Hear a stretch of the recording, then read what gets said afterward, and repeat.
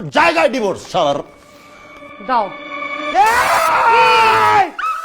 এই কাবিন নামা 1 কোটি টাকা কে লিখছে?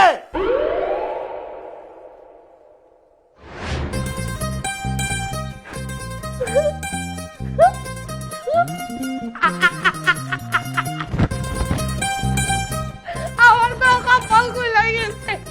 ওমা 1 কোটি টাকা আমার তোমারে লাগবে না ভাই, তুমি জাহান্নামে যাও। আমি তোমারে 3 দিন সময় দিলাম, এই 3 দিনের মধ্যে তুমি আমার দেনমোহরের টাকা, ডিভোর্সের পেপার দিবা। তোমার মতো ভাদিমার সাথে সংসার হবে না। শোনো, তোমার কোনো কপাল খুলে নাই, তুমি ষড়যন্ত্র করে আমার ফাঁসায় তোমার কপালটা খুলাইছো। আমি বুঝি না, বিয়ের দিন দেনমোহর লিখতে বলছিলাম 10 লাখ টাকা, এখানে 1 কোটি টাকা কে লিখছে? সেটা তো আমি জানি না। এটা ষড়যন্ত্র, আমাকে ফাঁসানোর চক্রান্ত চলতেছে। একদম সবগুলোর পুলিশে ধরে দিবে, বাইন্দা পিটাবে। আরে পুলিশ কেন, পুরো পুলিশ ক্যাম্প ডাকো না, আমার কাছে তো প্রমাণ আছে। এই যে কাগজটা। কি আর প্রমাণ? এই কাগজ আমি মানি না। একটা সুস্থ মানুষ, সুস্থ মস্তিষ্কে কখনো 1 কোটি টাকা কাবিন নাম্বার লেখে? জীবন কি করে বাংলা সিনেমা কোটি টাকার কাবিন? জীবন আসলে কোনো বাংলা সিনেমা না, কিন্তু আমার জীবনে ঘটছে এই সিনেমা কোটি টাকার কাবিন। আমি এখন কাবিন নামার থেকে দেনমোহরের টাকা চাই ভাই। তোমার সাথে তো বলছি সংসার করব না, 3 দিন তো সময় দিয়েছি তোমারে। তুমি 3 দিনের মধ্যে কেমনে টাকা জোগাড় করবে সেটা তুমি জানো। খুব ডিভোর্স দেওয়ার একদম উঠা পড়ছিল না, একদম উতলানি উঠছে ডিভোর্স দিবা। দে এখন ডিভোর্স, তুই আগে কোটি টাকা দিবি 3 দিনের মধ্যে, তোর সাথে আমি সংসার করবো না।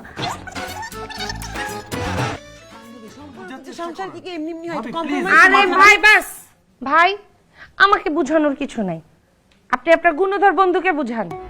আমি তো ডিভোর্স দিতে চাই না, আমার তো ডিভোর্স দরকার নেই, তার ডিভোর্স দরকার, কে দিতে বলেন। ভাবি কি করবেন? মুখ ফসকে বের হয়ে গেছে। দোস্ত তুই কিছু বলতেছিস না কেন? রাত গিয়া তো বাদ গিয়া। কিসের রাত গয়া তো বাদ গয়া? কাবিন নামায় 10 লক্ষ টাকার জায়গায় যে 1 কোটি টাকা লেখা, এটা কি এমনি এমনি লেখা হয়েছে? আমার তো মনে হয় এটা এই দুই বান্ধবীর সূক্ষ্ম ষড়যন্ত্র। আমি নিশ্চিত তোরা এটা চক্রান্ত করে করছে। এই যে ভাইয়া, আপনাদের সম্পর্কের মধ্যে কিন্তু আমার টানবেন না। আর আপনি এটা কি বললেন? আপনি কিন্তু একটু বেশি বেশি বললেন। আমি আপনাদের কাবিন নামার টাকা কেন বাড়াইতে যাব? আমার কোনো ফায়দা আছে? আমি কি ওই টাকাটা পাবো?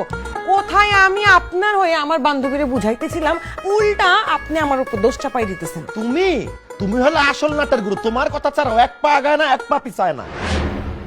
এই যে ভাইয়া, আপনি কিন্তু আপনাদের কথার মাঝখানে আমার আবার টানলেন। আমার বান্ধবীকে আপনার খারাপ চাই? আপনাদের একটা ভাদাইন মা, ঘরের ভিতরে আজাইরা না বসে থেকে একটু কাজকর্ম করলেই তো এই প্রবলেম সলভ হয়ে যায়। হয় না রে, হয় না। যার হয় না 9 তার হয় না 90।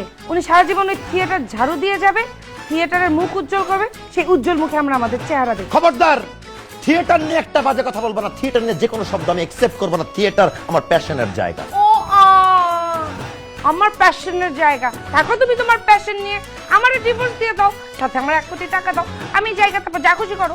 আমার কাবিন নামার টাকা দিয়ে যে ডিভোর্স দিলে হয়ে যাবে। 1টা টাকাও দিচ্ছে না, একটা কানা করিও দিব না। বরং তোমাদের দুজনের নামে মানহানির মামলা করব। কি করবা? শুনো নাই, মানহানির মামলা করব। করো। থাম বন্ধু, ডেঞ্জারাস কেস এটা। রাখ তোর ডেঞ্জারাস কেসের আমি খাতা পড়ি।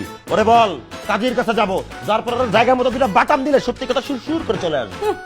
আমার এত টাকা পড়ে নাই, ওরে বল যে আমি কাজী অফিসে যাব না, যার টাকা সে যাবে। দেখছস, আসল কালপ্রিট আমি বলছি না? এরা ষড়যন্ত্র করছে, নাহলে কাজীর কাছে যেতে চাচ্ছে না কেন? এত কিসের ভয়, এত কিসের কি ষড়যন্ত্র বুঝি না? আচ্ছা এই থাম ভাইয়া, আপনার আল্লাহর দোহাই লাগে, প্লিজ থামেন। আমি বুঝতেছি না কাজী অফিসে গেলে প্রবলেমটা কোথায়। চল আমার সাথে কাজী অফিসে চল। আমার তো কাজী অফিসে যাইতে কোনো প্রবলেম নাই, কিন্তু যেই কথাবার্তা ডাইসন আর এই ডাইসন মানুষের সাথে আমি কোথাও যাব না। আর সব থেকে বড় কথা হইতেছে, আরে বেটা তুই পড়ছস গর্তে, তুই বাঘ হইলেও তো এখন মিয়াও করে ডাকবি। এই ওরে বল, আমি সম্রাট। সম্রাট বাঘ না, বিলায় না, সম্রাট সিংহ, সবসময় গর্জন করে। আমার জানা আছে কার দৌড় কোন পর্যন্ত। কি কতদূর জানো? কতদূর কার্য করতে? তাহলে তুমি যাচ্ছ না কেন কাজ? আরে আমি যাও না কেন তুমি? ভাইয়া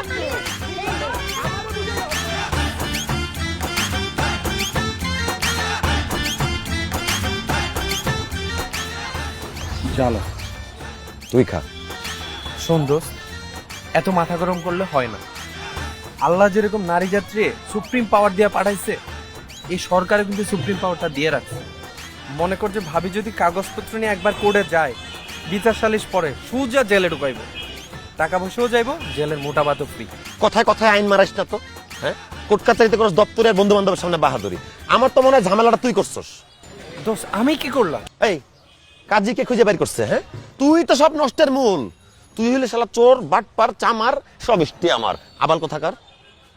দোস্ত এই আবালটাই কিন্তু তোর বিপদে আসছিল। তাও ঠিক, অর্থাৎ তুই সেন্টি খাইস না। নেক্সট প্ল্যানটা বলতে কি করবো?